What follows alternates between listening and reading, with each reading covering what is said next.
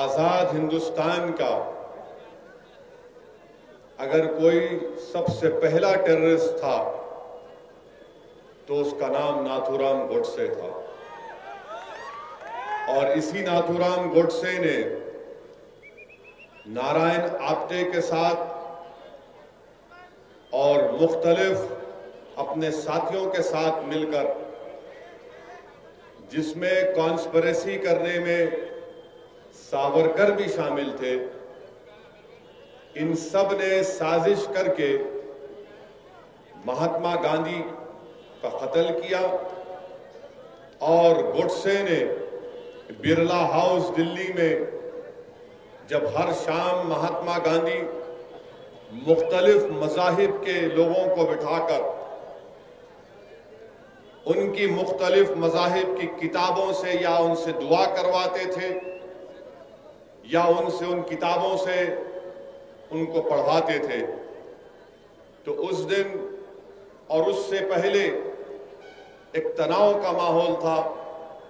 कि शाम के वक्त में जब कभी भी महात्मा गांधी, जिसको अंग्रेजी में कहते प्रेयर मीटिंग करते, और जब कुरान की तिलावत करने के लिए कोई मुसलमान पढ़ता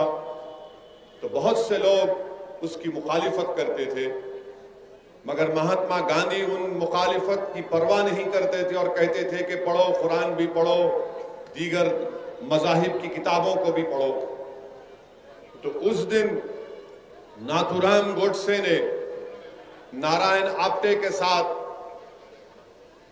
मजमे से चीरकर गांधी के सामने आया और गांधी के पैर पड़ा और फौरन अपने पास से एक पिस्टल निकालकर महात्मा गांधी के ऊपर 3 गोलियां बरसा दी और उसी दिन महात्मा गांधी का कत्ल हो गया। मैं नौजवानों के बात इसलिए बताना चाह रहा हूं कि नाथूराम गोडसे ने गांधी को क्यों मारा, गोडसे की सोच और गोडसे की आइडियोलॉजी क्या थी और गोडसे के पीछे कौन लोग थे। मैं सावरकर का नाम इसलिए लिया हूं क्योंकि सुप्रीम कोर्ट के रिटायर्ड चीफ जस्टिस थे कपूर, जस्टिस कपूर कमीशन की रिपोर्ट में ये बात को कहा गया कि सावरकर महात्मा गांधी के कत्ल में कॉन्स्पिरेटर थे और महात्मा गांधी के कत्ल से पहले सावरकर के घर को जाकर गोडसे और आप्टे ने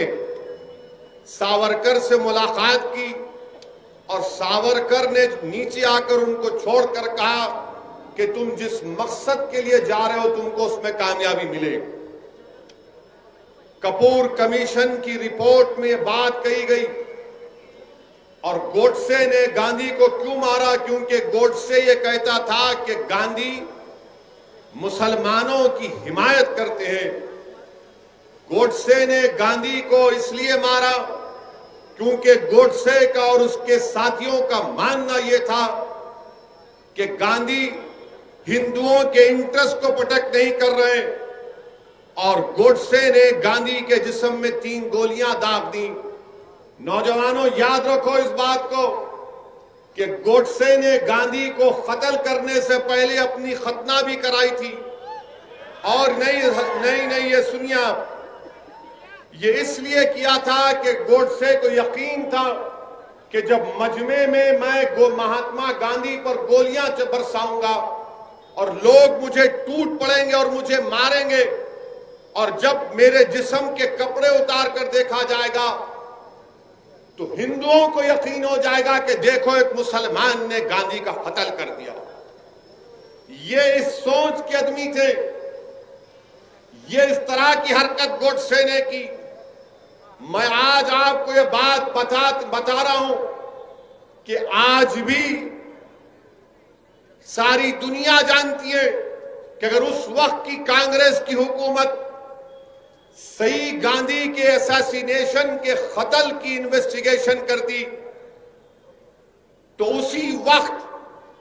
बड़े बड़े संघ परिवार के लीडर जेल में रहते थे,